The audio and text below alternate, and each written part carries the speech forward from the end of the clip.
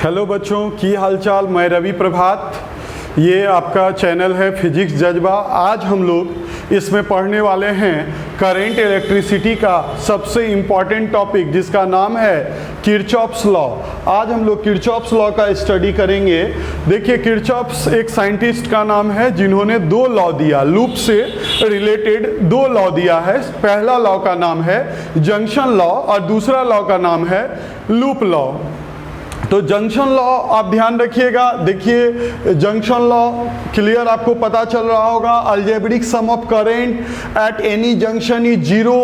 ठीक है, किसी भी जंक्शन पे algebraic sum of current zero होता है। तो algebraic sum of current zero होता है। इस बेसिस पे ये लॉ हम लोग ध्यान रखेंगे। ये लॉ बेस्ड है कंजर्वेशन ऑफ चार्ज पे, कंजर्वेशन ऑफ चार्ज पे बेस्ड है। इस बात को आप ध्यान रखिएगा। आप चार्ज कंजर्वेशन पढ़ चुके हैं। Charge neither be created nor be destroyed, only transfer from one body to another body. उसी बेसिस पे ये लॉ है कि किसी जंक्शन पे जितना आएगा उतना ही बाहर जाएगा। नेट इनकमिंग बराबर नेट आउटगोइंग। ठीक है, जंक्शन का मतलब ही यही होता है जहाँ पे कोई भी चीज़ जितना आएगा उतना वहाँ से बाहर निकलेगा। तो इस तरह से अगर किसी भी सर्किट में आपको कोई जंक्शन मिल रहा है और वहाँ से ढेर सारा ब्रांच निकल रहा है, तो उस पॉइंट पे, उस जंक्शन पे algebraic sum of current zero होगा। इसको हम लोग इस तरह से लिखते हैं, summation of I equal to zero. आप देखेंगे, जैसे मान लीजिए कि ये एक जंक्शन है, यहाँ से करंट I1 आ रहा है और यहाँ से सपोज इधर इस तरफ से करंट I2 आ रहा है और ये जंक्शन है और इस तरफ से करंट I3 बाहर निकल रहा है। तो आप गौर करेंगे कि I1 आ रहा है, I2 आ रहा है, I3 बाहर जा रहा है। तो आने वाले करंट को हमेशा आप प्लस में लेंगे साइन कन्वेंशन के अनुसार, क्योंकि आपको अलजेब्रिक सम करना है। और जो बाहर जा रहा है, जंक्शन से बाहर निकल रहा है, उसको माइनस में लेंगे। तो इस तरह से I1 आ रहा है प्लस में होगा, I2 आ रहा है प्लस में होगा और I3 बाहर जा रहा है तो वो माइनस में होगा। इस बेसिस पे आप कह सकते हैं कि I1 plus I2 minus I3 equal to zero. ये कहा जा सकता है I1 plus I2 minus I3 equal to zero. तो किसी भी जंक्शन पे जितना करंट आता है उतना ही करंट बाहर जाता है। Net algebraic sum of current जो है वो जीरो के इक्वल होगा। आप इस बात को ध्यान रखेंगे। ठीक है, इस बात को आप ध्यान रखेंगे। इसके बाद हम लोग यहाँ से जरा सा आगे बढ़ेंगे। एक न्यूमेरिकल जस्ट बगल में आप देख रहे हैं ड्रॉ किया हुआ है। अब इस न्यूमेरिकल के बारे में हम लोग थोड़ा सा चर्चा करते हैं। इसको जंक्शन लॉ से ही बनाना है। देखिए, ये जंक्शन है, ये जो पॉइंट देख रहे हैं ये लूप में, ये जंक्शन है, ये भी आपका जंक्शन है और ये भी आपका जंक्शन है। तीन जंक्शन है, J1, J2 और J3, तीन जंक्शन है। तो बारी बारी से सभी पे हम लोग विचार करेंगे और इसके मदद से आपको I1, I2 और I3 का वैल्यू फाइंड करना है। तो चलिए हम लोग इस न्यूमेरिकल को डिस्कस करते हैं।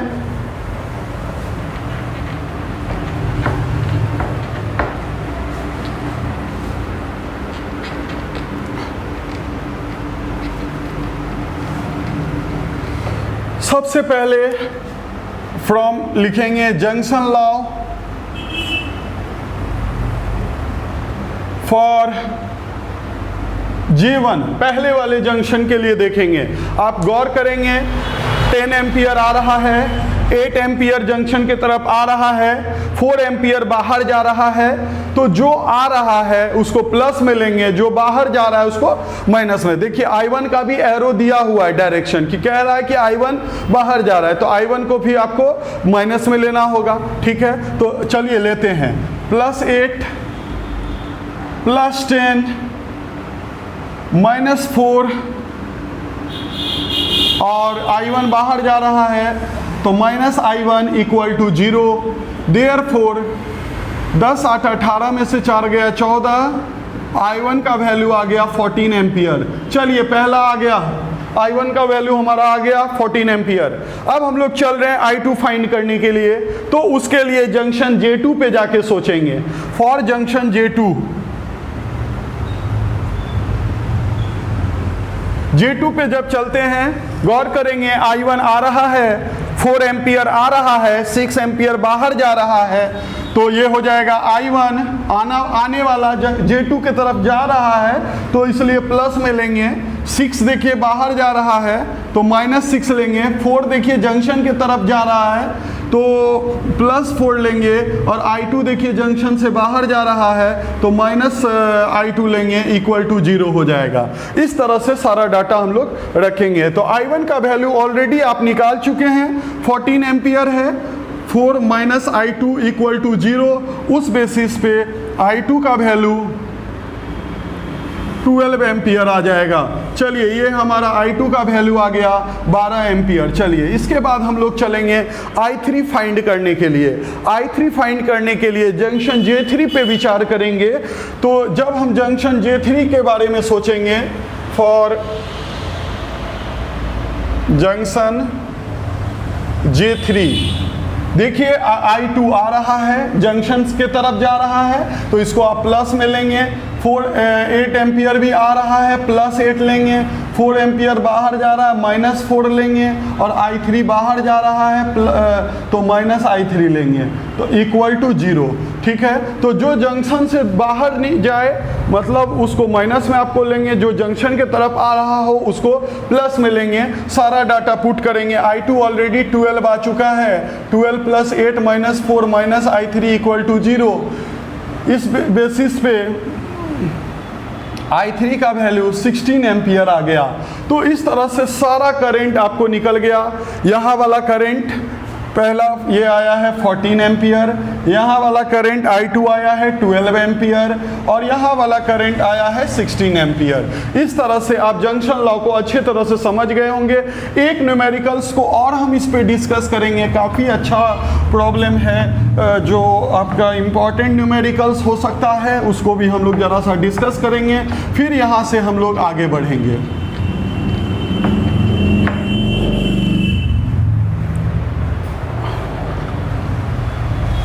ये है हमारा R1, ये है हमारा R2, ये R3 है, और ये है R2।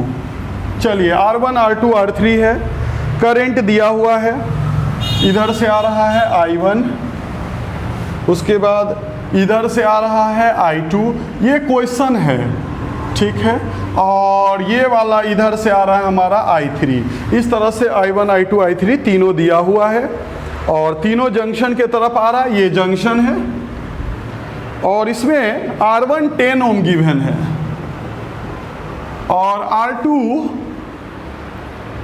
20 ओम है, और R3 30 ओम है। ठीक है, इस तरह से सारा रेजिस्टेंस दिया हुआ है, और इन तीनों का पोटेंशियल दिया हुआ है। यहाँ का V1 10 volt, V2 6 volt, V3 5 volt. इस तरह से तीनों हमको दिया हुआ है। देखिए यहाँ पे कहा जा रहा है कि पोटेंशियल निकालिए, इस पॉइंट पे कितना होगा। V1 गिवन है, V2 गिवन है, V3 गिवन है। तो पूछा जा रहा है जंक्शन, मान लीजिए जंक्शन J है, J का पोटेंशियल क्या होगा, ये आपसे पूछा जा रहा है। मान लेते हैं इस पॉइंट का पोटेंशियल है सपोज V। थोड़ा देर के लिए इसको एज्यूम कर लेते हैं V। सबसे पहले आप लगाएंगे करंट, पहले देखेंगे। आप जानते हैं ओम्स लॉ से करंट इक्वल टू होता है I equal to formula V/R। वहाँ पे V क्या होता है आप गौर करेंगे, वहाँ V होता है पोटेंशियल डिफरेंस, या आप इसको ऐसे भी लिख सकते हैं delta V/R। Potential difference by resistance current होता है। चलिए बारी बारी से तीनों करंट फाइंड करते हैं। I1 कैसे निकालेंगे, पोटेंशियल डिफरेंस गौर करेंगे। मान लेते हैं कि पोटेंशियल यहाँ का V है, तो पोटेंशियल डिफरेंस निकालिए 10 volt minus V, 10 minus V, अब बाई रेजिस्टेंस है R1, तो यहाँ पे हो जाएगा 10 माइनस V/10। उसी तरह चलिए I2 के पास, ये रहा हमारा I2, 6 minus V, 6 minus V/20, 6 -v/20। उसी तरह चलते हैं हम लोग I3 फाइंड करने के लिए, तो I3 इक्वल टू होता है 5 - v/30। इस तरह से हम लोग I1, I2, I3 तीनों का वैल्यू निकाल लिए। कौन सा फॉर्मूला लगा के?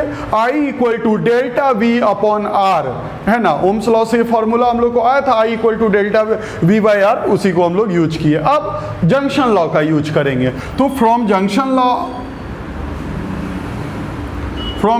लॉ आप जानते हैं जंक्शन लॉ होता है किसी भी जंक्शन पे अलजेब्रिक सम ऑफ करंट 0 होता है। अभी क्वेश्चन के अनुसार आप देख रहे होंगे ये जंक्शन है, I1 भी आ रहा है, I2 भी आ रहा है, I3 भी जंक्शन के तरफ ही आ रहा है, तो तीनों जंक्शन के तरफ आ रहा है। तो इस बेसिस पे तीनों साइन कन्वेंशन के अनुसार तीनों आप प्लस में लेंगे, तो I1 plus I2 plus I3 equal to 0 हो जाएगा।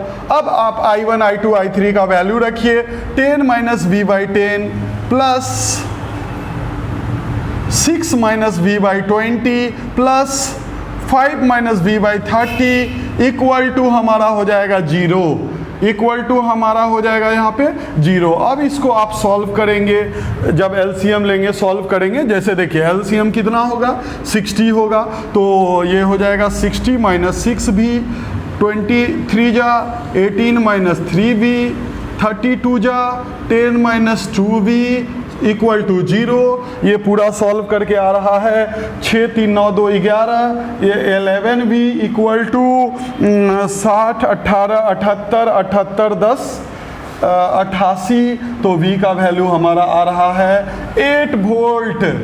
V का वैल्यू आ रहा है 8 वोल्ट, यानी जंक्शन जो पॉइंट है उसका पोटेंशियल 8 वोल्ट होगा। अगर इन सभी टर्मिनल का पोटेंशियल दिया हुआ है तो जंक्शन का पोटेंशियल हम आसानी से इस तरह से फाइंड कर सकते हैं।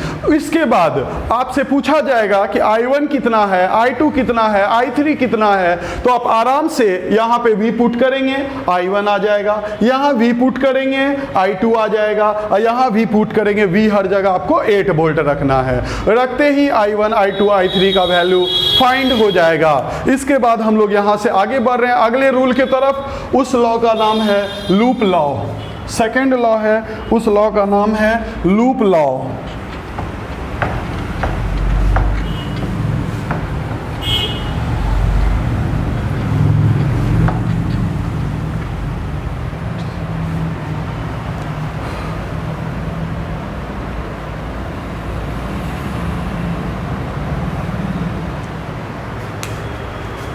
लूप लॉ क्या होता है, अब हम लोग लूप लॉ पे अच्छे से विचार करेंगे। लूप का मतलब होता है जिस पॉइंट से आप स्टार्ट करेंगे, घूम के अगर आप उसी पॉइंट पे आ जाते हैं तो वो लूप है। किसी भी तरह से, चाहे किसी भी पाथ से घूम के अगर आप उसी पॉइंट पे आ गए तो समझिए कि आप उसे एक लूप का नाम देंगे, वो लूप हुआ। ठीक है, तो लूप लॉ क्या कहता है? लूप लॉ कहना है कि अलजेब्रिक सम ऑफ